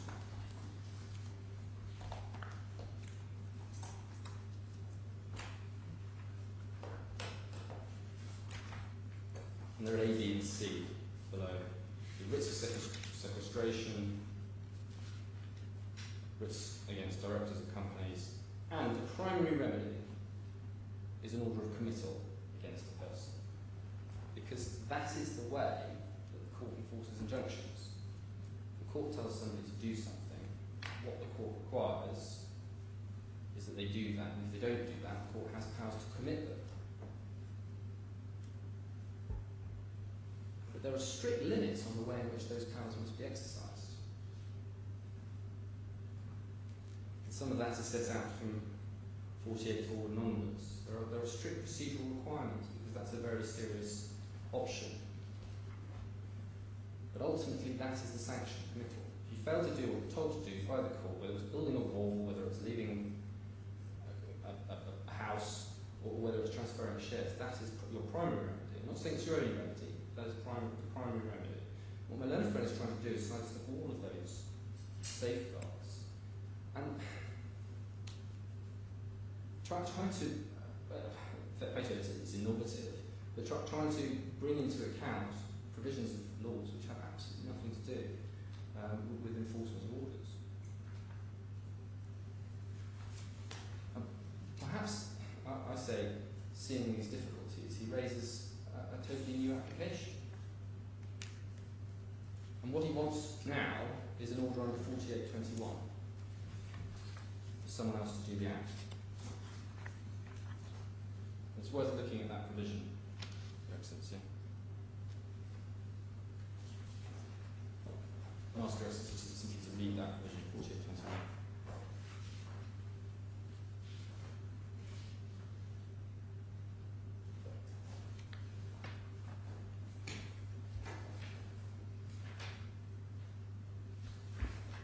Mandatory order or injunction or judgment or order for the specific form of the contract is not complied with, then the court may direct that the action required to be done may, so far as practical, be done by the party by whom the order or judgment was obtained, or some other person appointed by the court, at the cost of the disobedient party, and upon the act being done, the expenses incurred may be ascertained in such manner and so on.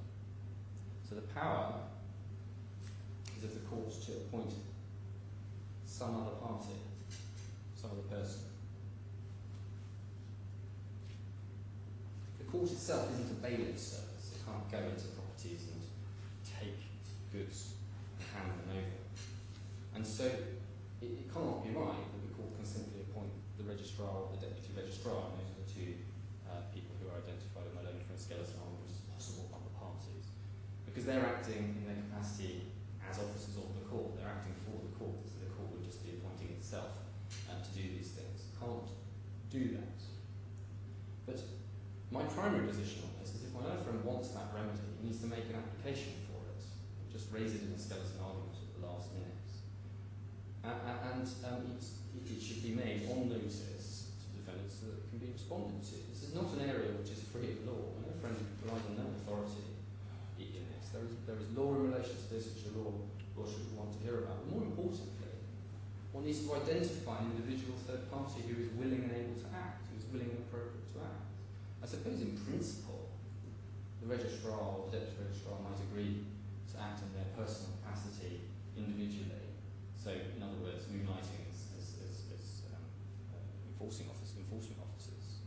If the court was happy for them to do that, but I might have some things to say about whether it's appropriate, given that the court has to appoint some other party to do that, some independent party. And more than that, the court can't appoint people against their own will. That's just. And could be the parties come in consent to appoint third party to hold the shares until, if we reach a conclusion that the procedure shall stay.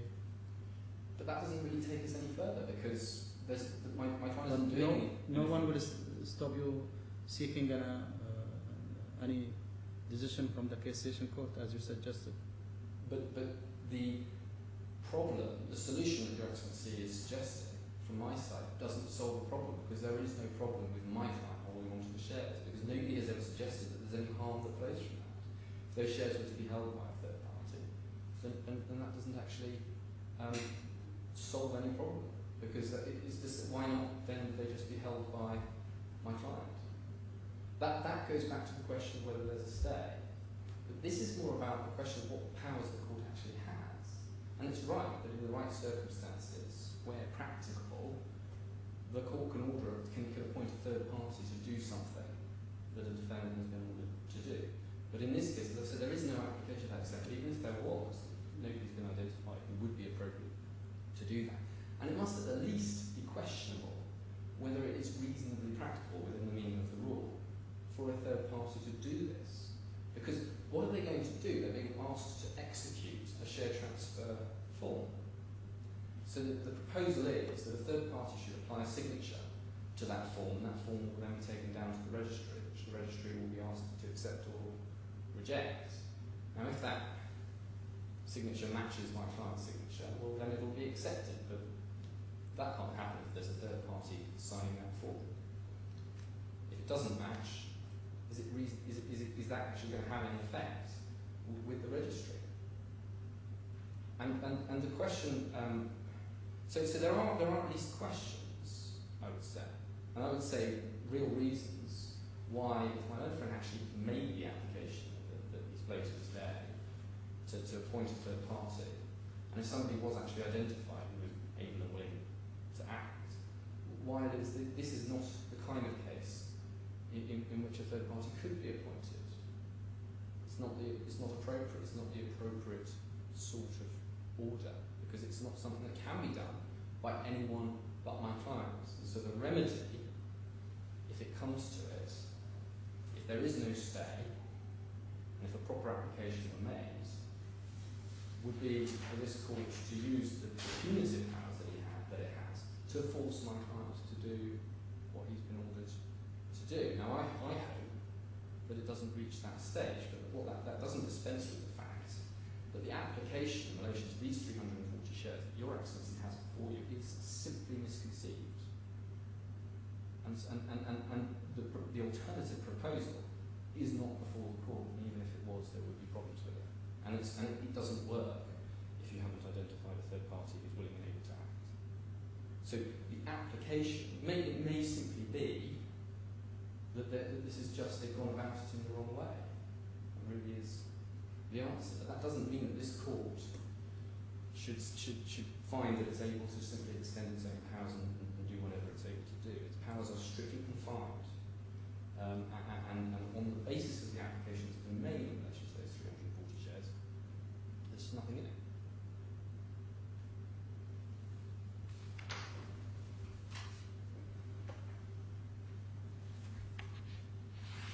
The position in relation to the other two parties is if anything, even more misconceived.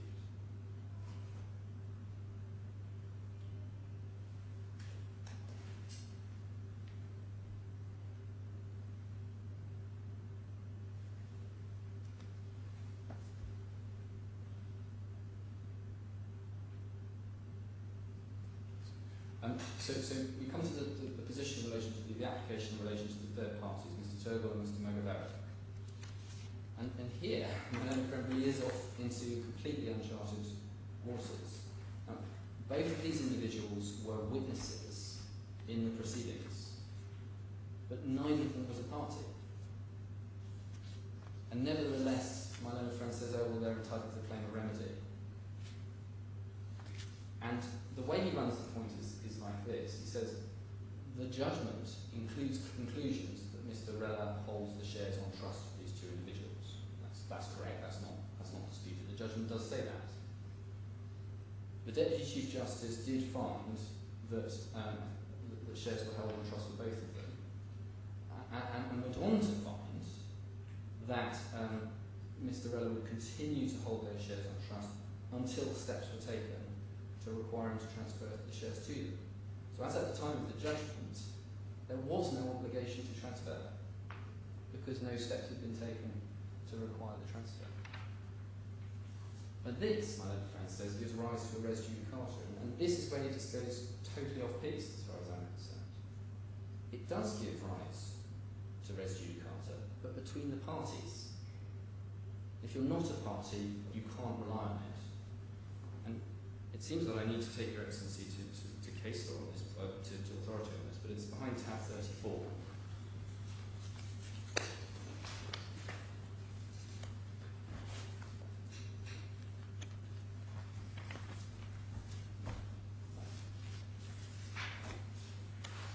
And it's paragraph 905, it's a short paragraph. And this is a trite statement of law.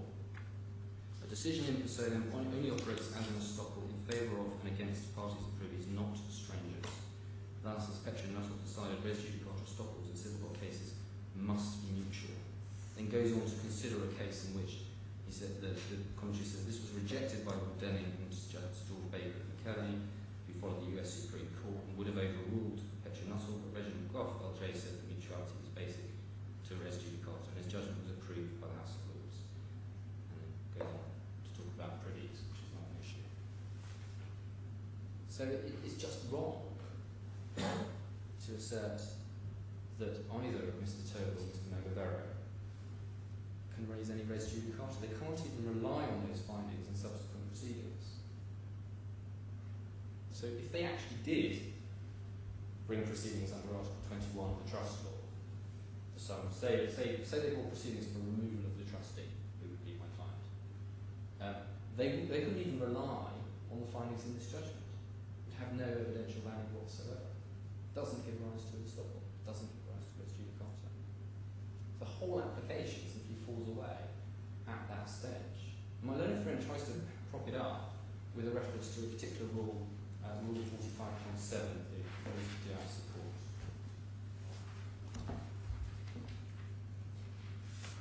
Look at that.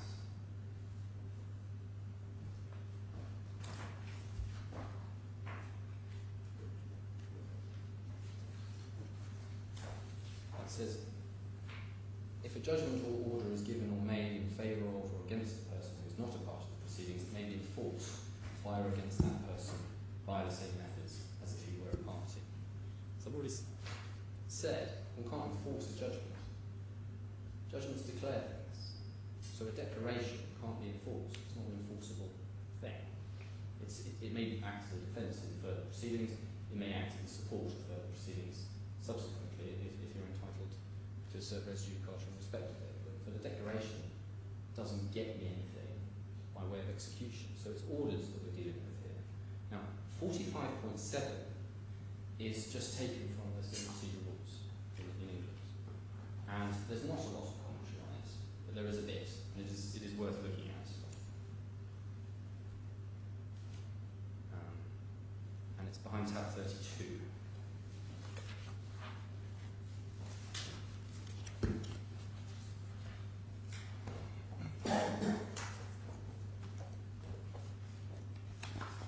And it's 17.4 is the rule, which has been reproduced.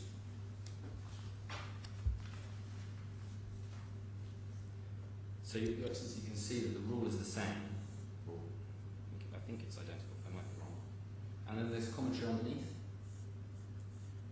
Orders in favour of or against a non-party are rare but do arise. See Rule 46.2 and commentary thereon. Such orders can be enforced as if the non-party were a party.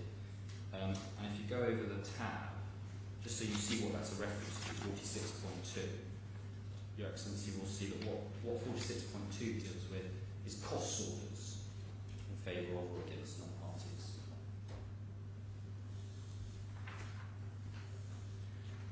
So the only example identified, and the only example I know of where that sort of provision can be relied on is where the court has considered an application for a third-party cost order. You might have that where the litigation is being run and funded for the benefit of a third-party individual, or you might have it where you have litigation funders in the background.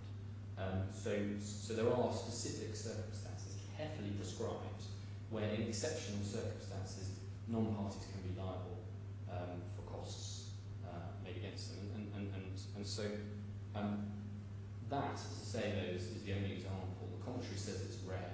What we can say, I would suggest with some confidence, is that the effect of that provision, the orders in favour of non-parties, the effect of that provision is not to overturn centuries of case law on the effects, the res judicata effect of judgments. It's not saying. My learned friend's position basically is that if the judgment says something about your legal rights, then you can just come and you can get an order executing that. And if we just test that, so say I run a shop and I enter into a contract with Your Excellency and I sell you something and Your Excellency sues me and the judgment mentions something or establishes something that is relevant to the case about the fact that I rent my shop premises from a landlord.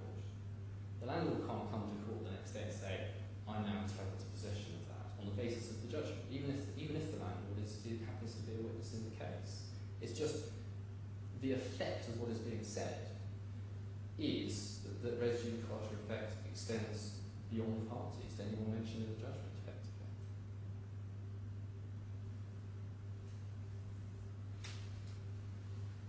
And even when this power does arise, so in relation to third-party cost orders, even when you are not a formal party, but there is an order against you, you have to be a party to the process under which that order is made. So if there's a third-party cost order, the application for those costs has to be served on you by the party making the application. But these applicants weren't parties to these proceedings at all. So 74 just doesn't get my little friend home. But imagine that these gentlemen were actually parties to these proceedings. Imagine that they were named as parties, which is the effect of what my learned friend says, the effect of 74. Even then, the application doesn't work. Even then, it is simply misconceived because the Deputy Chief Justice made no orders against them which can be enforced. He simply declares that there is a trust. And, as I've said, perhaps it's worth just looking at what he actually says in relation to this. I'm going to take your excellencies to tab 4, paragraph 107.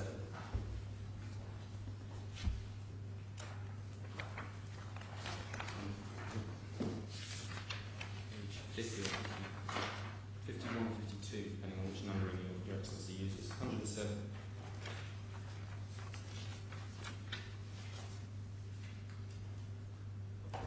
Accordingly, I hold that Mr. Rella is obliged under the provisions of Clause 3.9 to transfer to Mr. Kadrie 340 of the shares. So that's the first point.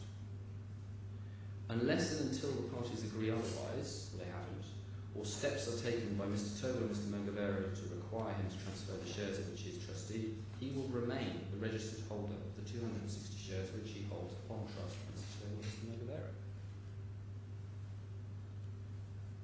So at the date of that judgment, no request has been made. And that, my own friend seeks to enforce the judgment. I say that's misconceived because judgments can't be enforced unless they have orders contained within them. It's orders that the court enforces. But even if it's right, you can't say, well, because there's a trust declared, I now can pursue further remedies that flow from that. Because there's no judgment or order in relation to those remedies. So if we go back to my example about me selling something to your excellency, and the landlord, there's been a finding about the landlord, there might even be a finding about rental payments required. In that example, what my own friend is trying to do is similar to the landlord coming to court and saying, oh, well now, under that lease that you found in that judgment to exist, rental payments have accrued since the judgment and I want to enforce them.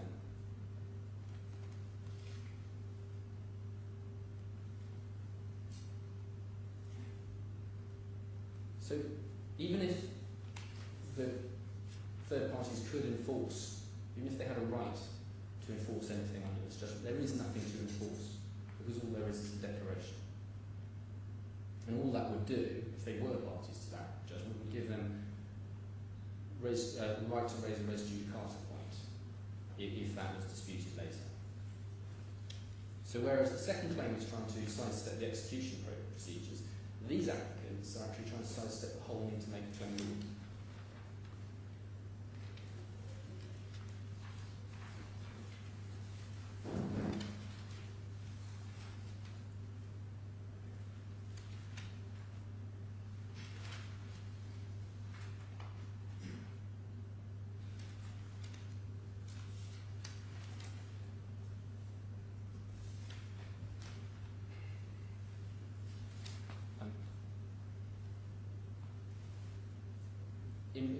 And then there's the further problem, which is that in order to get home, the way in which they advance the application is under Article 21 of the Trust Law.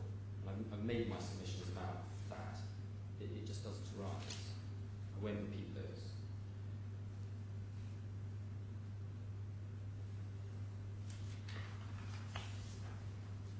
So Your Excellency, that in broad terms is my position.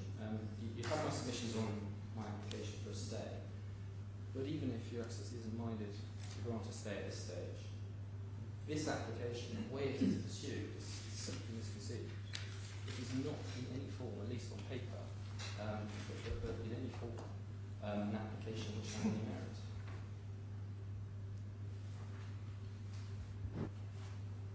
As to the December order, my submission would be that should stand or fall with my stay application. So if Your Excellency is with me on my stay application, then that order ought to stay, because the purpose of that order was to preserve a position that was continued until further order after judgment, to preserve the position pending appeal, and so it ought to be continued for the same amount of time as any stay. If Your Excellency is against me, then I accept that needs to be discharged. Does Your Excellency have any questions for me? No, thank you. Very grateful. Mr. Yasin. Your Honour, I'll try to keep this short. Hearing Ms Montague-Smith, you might be forgiven for believing that the DIFC courts have no ability to enforce DIFC court judgments or orders where it requires a defendant to execute documents. That's simply not true. I'll focus first on the application in respect of Mr Kadrie's shares. Mr Montague-Smith suggests that the only remedy that is available to the applicants is an application for committal.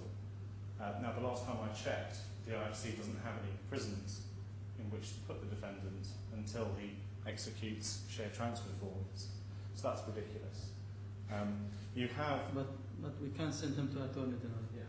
So the alternative is we bother the Attorney General in Dubai with a further application from the DIFC courts rather than enforcing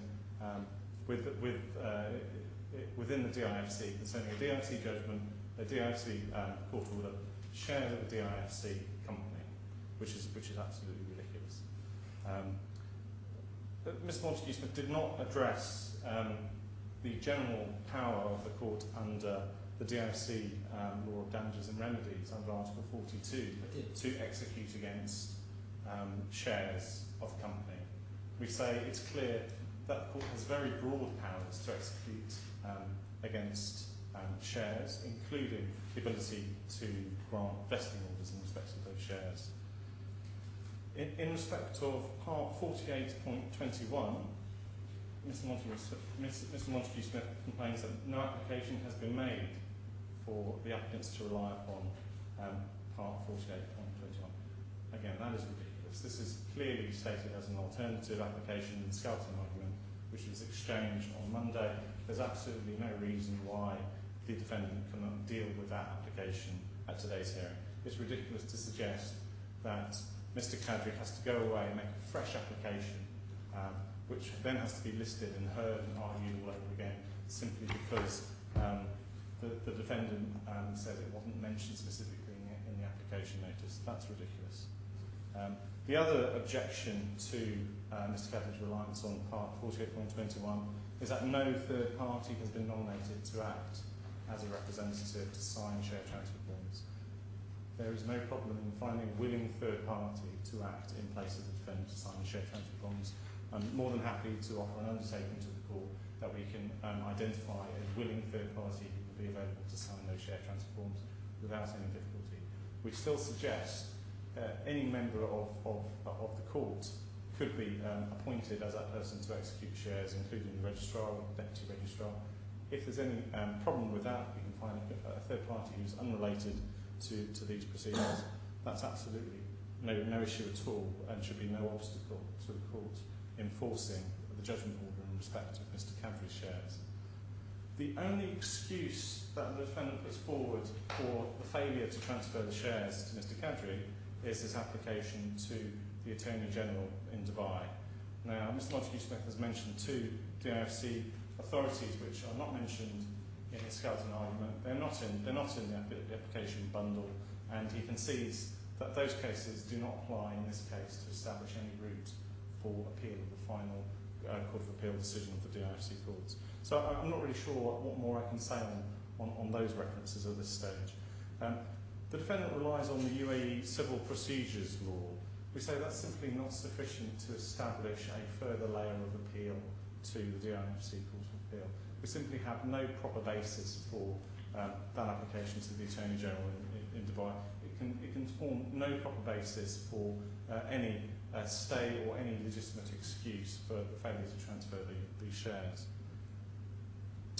Moving on to the application in respect of Mr Muhairi and Mr Turgle's shares, Part 45.7 of the rules of the Dubai courts DIFC court is what we rely upon to give us the power to give the court the power to transfer their shares. That's tab 28.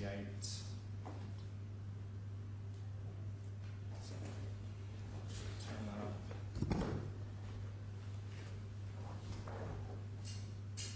Yeah, I can read the article. Yeah. The only point I'd like to emphasise there is it does apply to judgments, not just orders. And the notes that Mr. Montague-Smith took you to in the English procedure rules simply referred to cost orders that are made. There are no notes or there are no authority he's taken you to in respect of judgments.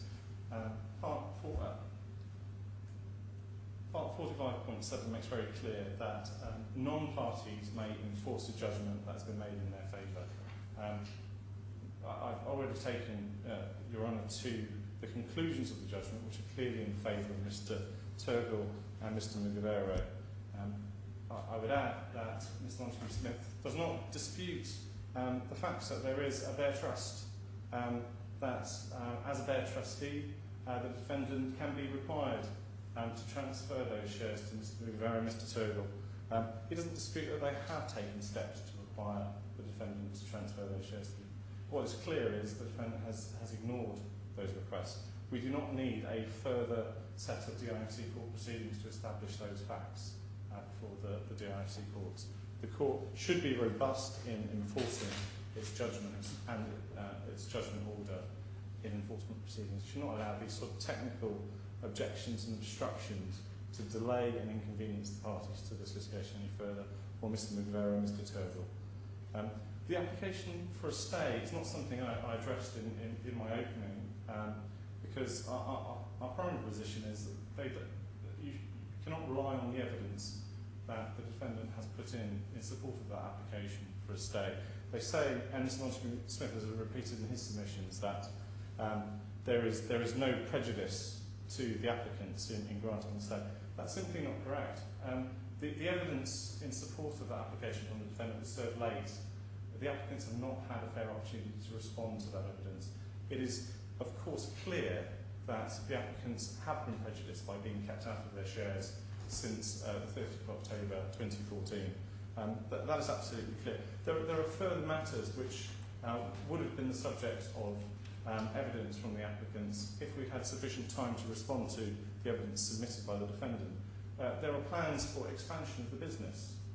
There is finance that is being discussed with lenders to the company, which can't proceed until the position of the shareholding of the company has been properly determined and regularised, so that the beneficial owners of those shares hold those shares. I can't address you too much further than that because we don't have any witness evidence in support of that because of the lateness of the application that was made by the defendant. Now the stay is based, the application for a stay by the defendant is based on a theoretical appeal route to the onshore courts. We say that's no proper basis for DIFC courts to grant a stay of enforcement at this stage. Those, in a nutshell, are my submissions in response to the defendant's submissions. If there's anything else I can assist you on with. Emain, I think. Thank you. Can I just respond very briefly on 2 or 3 short points, because some of the things that were said just are not accurate. It was said that I didn't deal with Article 42 of the Law of Damages and Remedies, which my other friend described as conferring a power to award execution against shares. In fact, Article 42 refers to execution against assets. That is what Part 48 deals with. And my point was that when Article 42 says execution against assets, what it must mean is what is explained in Part 48 of the rules. It's not giving some broader right to the court to make orders for execution. I did want to clear up one other thing, 2 other things, I'm sorry. The first is that my own friend says that you can't deal with my evidence in support of the state because it was served late. In fact, the evidence on which I rely was set out in Mr. Dunn's first witness statement, which was served on the 20th of November 2014. The third statement, which explained that there was an application for a stay, was about a week ago, that is correct, but the evidence has been out there for a long time. And then finally, on this issue of a bare trust, it doesn't go to the questions before Your Excellency, and that is why I didn't deal with it, but I don't want it to be suggested that I am conceding that there is a bare trust. It is right that in Your Excellency has been taken to Mr. Dahl's statement where it is said there is a bare trust, but that has subsequently been withdrawn in correspondence, as my own friend. No, that's not correct. It's not been withdrawn in correspondence at all. Well, all right. Yeah, apparently it has. Maybe it hasn't. The point is. But you can deal with it. I'm sorry. It's okay. Continue. All I was going to say is that I certainly, at least for the purpose of this hearing today, don't concede that position. As to whether Mr. Mogavero and Mr. Turgle can rely on it, well, that's another issue. But I just don't concede it. But it's not relevant for the points that Your Excellency has to decide today. That's all I wanted to clarify. Okay. Anything to add? That's okay. I will reserve for judgment for 1 week. During that next week, supposed to hand down the judgment. The part is not necessary to attend, but please, Mr. Tom, update the court about the Attorney General application. We're supposed to get an answer today. Yes, Your Excellency, I will ensure that those behind me provide updates. When Your Excellency hands down judgment, can I ask that parties can then address costs at that stage rather than before Your Excellency has made any decision, because there will be things to be said about costs at that point. If that can be done in writing very quickly, then that I'd be grateful for. What do you think if you submit a writing submission in regard to the cost, and we'll deal with the in paper rather than in hearing? Yeah, parties should exchange. That's okay. And after the judgment, of course, will be after the judgment. I will give you time in my order for exchange the submission in regard to the cost. I'm very grateful. I'm hearing whisperings of some 2 weeks. I suspect that's probably going to be too long, but some amount of time will be right. But definitely by end of next week, you will get my judgment in regard to both applications. I'm very grateful. Thank you. All right.